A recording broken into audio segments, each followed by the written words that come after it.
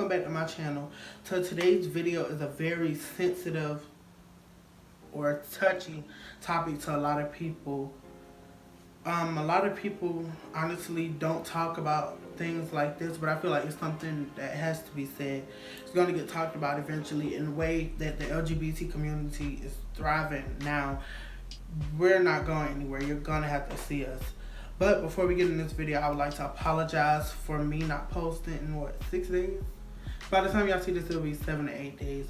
But I would like to apologize for me not posting all that time. Like, I know that's a long time not to post, so y'all don't have to go in on me in the comments.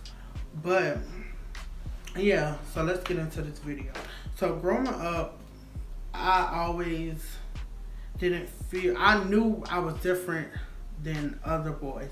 I always gravitated more towards girls and femininity than I did boys and masculinity. And I never was the type to like try to fit in with the boys. I never went through that stage trying to fit in with the boys or whatever when I was younger. It didn't happen until later on. But growing up, my mama, my grandma, my granddaddy, all my family members would try to get me to do like masculine things, like go outside, play football, cut grass, all that, and that was just never my thing. And I'm not mad at them for doing it. It was just never my thing. I never felt comfortable with it. That was just something I never liked to do. I never liked to do that. And I grew up in a house with all girls. It was just me and my granddaddy. And he would take time out to like bond with me and sit down with me, but I like I said, I gravitated more towards the girls and the feminine things. And before y'all start commenting like, oh, you grew up in a house with a bunch of girls, so that's why. No, it's not that. Honestly, I feel like people can be born gay, lesbian, trans, anything, all that, gender non-binary, all that. I feel like you can honestly be born that way. It's not something, it's not a learned behavior. It's like saying a child who grew up in a home with straight people or straight parents or who's always around straight people is going to be straight, and a child who grew up around gay people is always going to turn out to be gay. Because I know a lot of instances where kids have grown up in homes with straight parents or straight people, period, and they turn out to be gay or part of the LGBT community or whatever. But I never could relate to the boys. It just wasn't my thing. So let's get into school. During school, I always would sit with the girls, hang with the girls. It was never a time that I can remember where I hung with boys. When I would be paired with the boys or hung out with them, I never could relate to anything they're talking about. They were talking about like football, basketball, softball, all that. Those were never my things. I never even had interest in them. I remember growing up, my granddaddy would watch football, basketball, all that, and I would try to pretend like I was into them, but I was never into things like that. That was just never my thing. So let's fast forward to middle school. Middle school was the time where I started to kind of figure out who I was and explore who I was. And 6th grade year, I was like terrified of everybody finding out. I didn't tell anybody. I didn't tell anybody. I didn't want anybody to know. I hid it, and I hate that a lot of people have to live like that because they feel like that's what society expects of them. They try to please society. They try to please their family members. They try to please people, and you end up honestly living a miserable life trying to please other people. But 7th grade. Let's fast forward to 8th grade year. 8th grade year was when I started slowly but surely coming out. And like I said, I always felt like my mama knew, my family knew. They just never said it. It was like sort of a unspoken thing. It was known, but it was never said. So 8th grade year, I met this guy. We're going to call him Jay. I met this guy, and honestly, this was during the time, oh my God, y'all gonna laugh. This was during the time where I was talking to this girl. We're gonna call her Leah. I was talking to this girl named Leah, and while well, I think one of our teachers didn't show up or something. But it was a small school. It was like 100 of us in the school. Like, it wasn't a big school. And I was going to Leah, and Leah told me that Jay was trying to talk to her. So, you know me, got to protect my woman, got to be the hood nigga that I am. I had to text him, had to. And this was during the time when Kick was popping. Like, y'all know Kick was the junk 8th grade year. Or I would say like 2013 to 2015, Kick was popping. So I got his Kick from her. I text him, and I'm like, you were trying to talk to my girlfriend or whatever. Girl, me trying to be hard. Bitch. No, it wasn't me. But I was like, you're trying to talk to my girlfriend. He was like, no, that. So I ended up going off on him. Like, we got into an argument. And I texted my best friend, Jakora. Shout out Jakora.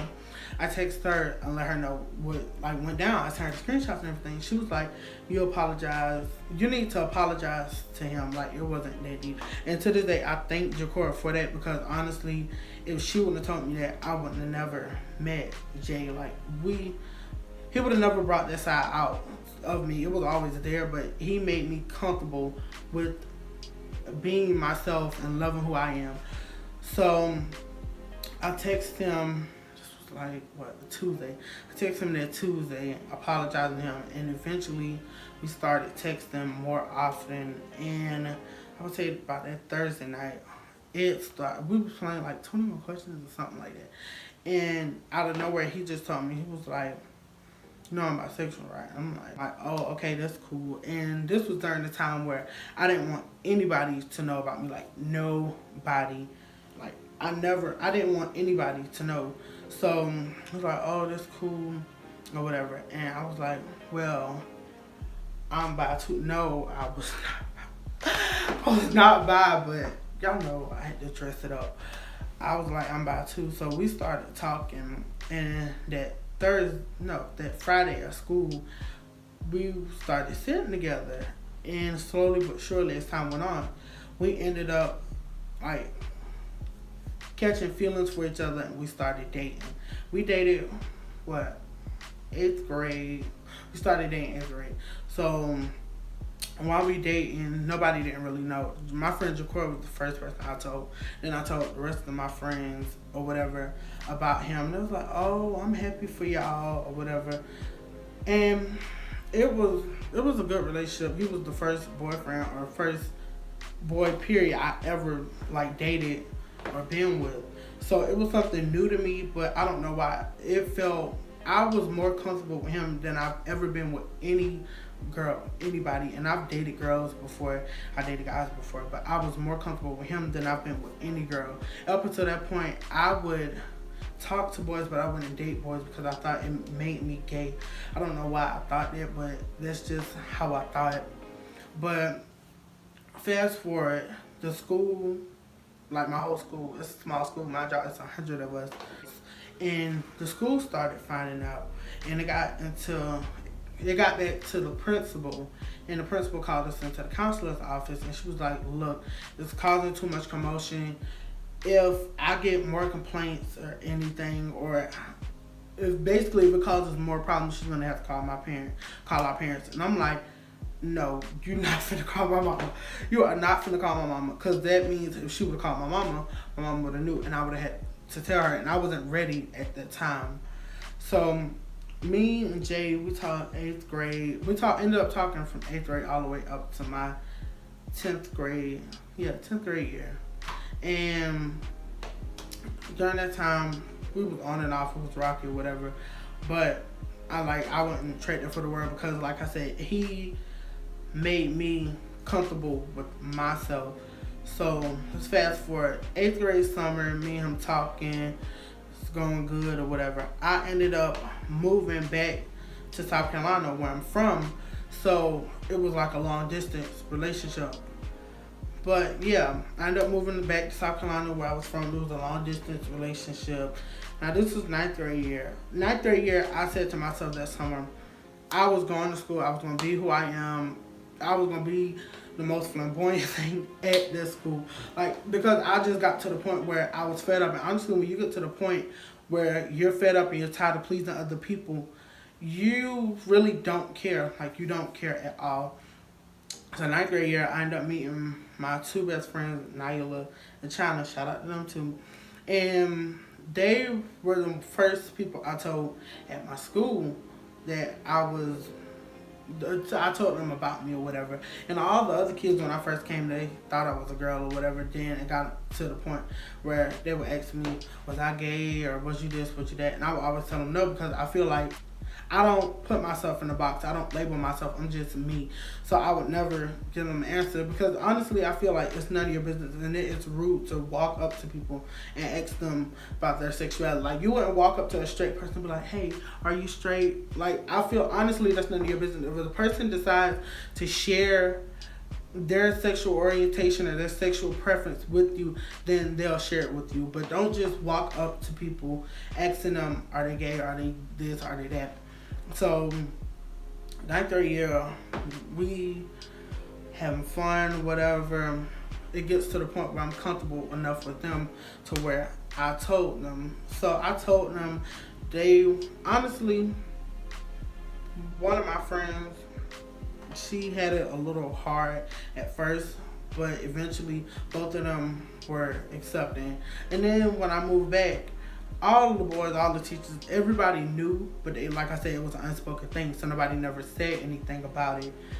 Let's fast forward to 10th grade year. Now, 10th grade year I was just done with trying to please people. I was living my best life, bitch. I was living for me, having fun or whatever, and yeah, it was just, I was like, this is gonna be my year. I'm not putting myself in the box, who I am for nobody, living for nobody else, because like I said, you'll become miserable living for other people. So let's fast forward to how I came out. So I was debating for like, I would say about 5 or 6 months before I came out. Like, during school, I would sit and watch coming out videos, how to come out, just videos on coming out, period. I would watch those, and honestly, it got to the point where I was like depressed, and I'm not gonna lie, I was suicidal, because if you're not living for you or you're not happy, then I feel like what's the point of living? So I would watch videos, and when I would watch those videos, I would cry sometimes, like, because I feel like when I would watch those videos, I would cry sometimes, because I'm like, these people, they're living their life, they living in their truth, and they're happy. Like, the genuine happiness that you see on their face is like unexplainable. It's like contagious. It makes you want to come out. But I was always afraid of what like my mom or like just the rest of my family or people in general would say about me. So I hesitated. So I pushed it back off. Like I said, I was watching the coming out videos. So my mama ended up moving back to North Carolina, and we were in South Carolina with my grandma during the summer. And it was just one night, I text my friend, I was like, I can't do this no more. I can't. Like, it got to the point where I just couldn't do it anymore. So I text Nyla China, text my cousin Denim, and I text, I think, like one more person, and I was just like, look, I typed up a paragraph in my notes. I sent it all of them. I was like, this, that, and third, this is what I'm sending my mama. I'm about to tell her I can't do this no more. So everybody was like, you should send it, like, it's time. So I copy and paste the note, the paragraph out my notes and to my messages with me and my mama. Like, if I can find those messages, I'll insert them. But I copied and pasted them, and I let them sit there for about 5 or 10 minutes. I'm like, oh. Now, while I'm doing all this, I'm listening to Alicia Cara, Scars You're Beautiful, and like, it's constantly playing. I don't know why. On that day, it was like it seemed like every commercial, every TV show was playing it. So I started playing on my phone, and during this time, I'm like breathing heavy. I'm nervous because I'm like, there's no going back. Once I tell her this, like, that's that. And I was afraid, like, she gonna disown me, like, where I'm gonna go. And that's another fear that a lot of people have when they're coming out. Like, am I gonna get disowned? Am I gonna get put out? That's why a lot of people wait until they move out. And honestly, if you feel that you're gonna get disowned or put out or you're gonna be treated differently, I would wait until I get out on my own and then come out. That was just what I would do. I'm not telling you have to, but that's what I would recommend. But the whole time, like I said, the song's playing over and over and over. And I got the message, copy and paste. All I gotta do is hit send. And when I tell you I was shaking, like while I was typing the message, I was crying. Like when I paste the message, I was crying. And I went to take the trash out. Right before I went to take the trash out, I was holding my phone and my hands was shaking. Like I told you, I was nervous. My hands was shaking like that, and I accidentally hit the send button. I'm like, oh my God, there's no going back. I already sent this message, so she's gonna see it. And it was about 11 or 12 o'clock that night, and I knew my mom was asleep. So I took the trash out, came back in, checked my phone. I got no text. I'm nervous. I'm so nervous. I went to sleep. So the next morning I get up and I called. When she was staying in North Carolina, we were in South Carolina with my grandma. We would call her every morning or she would call us. So on this particular morning, she called me first and I answered the phone. I'm like shaking, sweating, like drenched in sweat. And I asked her, I was like, did you get my text? And she was like, yeah, I got your text. And she just went on to telling me that she knew about me, she knew about my, she always knew, but she never said anything, and that she was gonna love me. And that was my biggest fear, like her not loving me the same, but treating me differently. She's like, I'ma still love you, you're still my child, whatever you need, whatever we gotta do for you to be happy, we'll do it, or whatever. So, yeah. And honestly, since then, since I came out, like, I'm more comfortable. Me and my mom, we've developed, like, a closer relationship. I can talk to her about more stuff than I could before I came out, because I was, like I said, I was always afraid of getting disowned or her not accepting me or whatever. It's honest, since I came out, it's honestly brought me and her closer than we ever were. Like, I would never sit down and talk to my mom and tell her things, tell her about boys. Like, none of that. And it's, like I said, it's brought me and her closer. It's an emotional topic for me because, like, it was something, whew, I said I was gonna cry during this video. But it was something I've been wanting to do for a long time, but like I said, I never had the courage to. And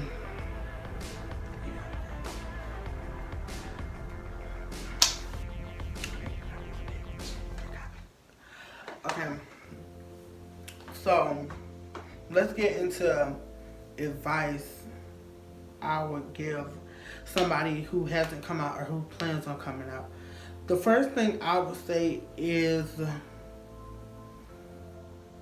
make sure or get a feel for how your parents or whoever you live with view the LGBT community. Like, I would say show them a YouTube video or just get them to sit down with you and watch a video pertaining to the LGBT community or whatever, and just get a feel for the things they say or the comments they make, because I did the same thing with my mama before I told her. And the next thing I would say is if they have a positive response, I would tell them. But if they don't, I wouldn't tell them. I would just wait. So, yeah. If they, like I said, positive response, tell them. Negative, don't.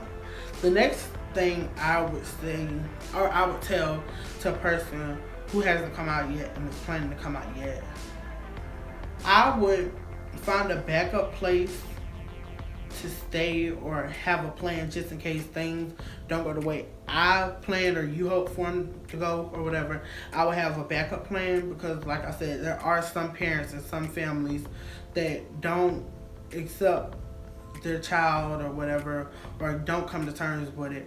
That's why I'm grateful that my mama, she's accepting, she's come to terms. Like, it's not always easy for her. At first she had trouble with accepting me or whatever, but it's a gradual thing, like slowly but surely. And another thing with people, when you come out, don't expect your family members to just be turn on the switch and they automatically accept it and all this. You have to give them time, because the same way that it's your life and it's a gradual change for you, it's a change for them too. It's like they're getting to know a whole new person, so you have to give them time to come to terms with it and like get on the boat with it. And even after that, it's, I know people who came out and it's like years later and their parents accept them or still haven't accepted them yet. The next thing I would tell somebody who's planning on coming out or who's gonna come out is make sure you're prepared, just like you're ready to live your life. Make sure that you're prepared for the bad responses or the bad reactions just as well as you're prepared for the good responses and the good reactions, because with anything you do, you're gonna have bad and you're gonna have good reactions. Like, that was one of my main things. I felt like if I'm doing good, if I was straight, married to a woman, had kids, people would still find a reason to talk about me. So if I choose to be with a man or whoever I choose to be with, they're still going to talk about me. So it's sort of like you can't win for losing, really.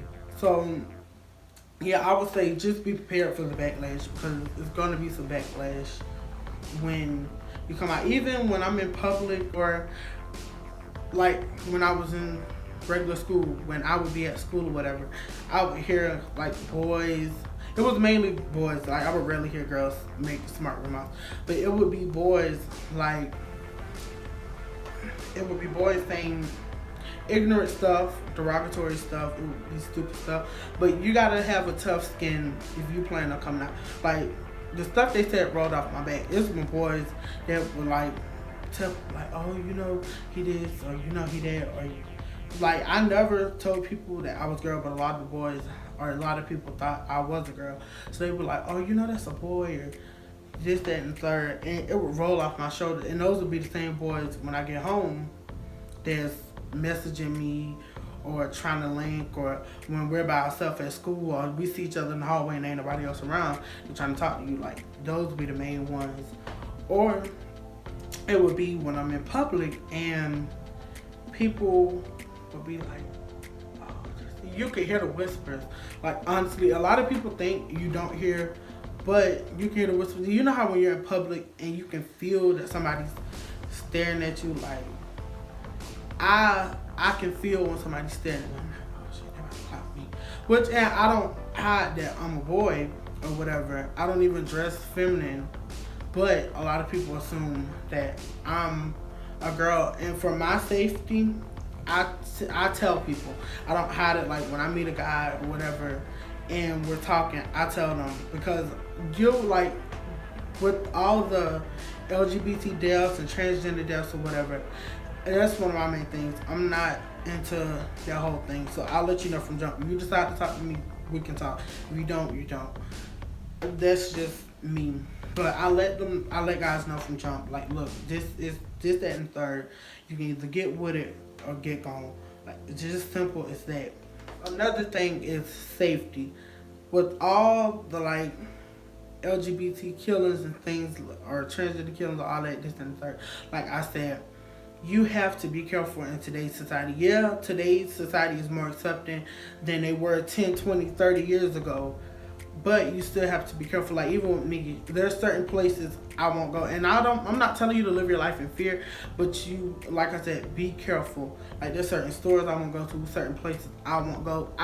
Because I just wouldn't feel, I don't feel comfortable there. Like, the vibe is off, I don't feel comfortable there. So there's certain places or places that I don't go or whatever, just for my safety, for the safety of me.